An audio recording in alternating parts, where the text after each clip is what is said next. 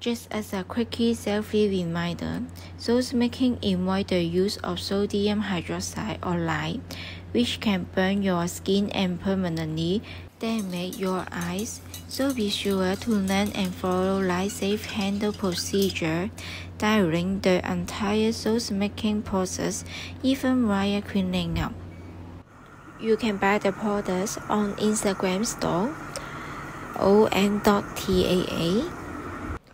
Remember to follow my channel and like it. Your support is my bigger motivation. Hello everyone, do you know what holiday is at the end of this month? It's Christmas!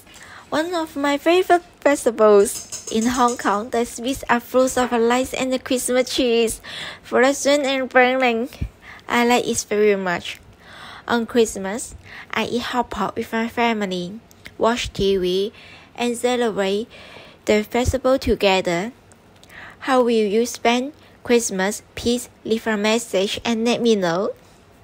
Some people said eating hot pot is like going through a life for the beginning, for the emotional calm, to the blowing of the fire, and the valley back to the camp.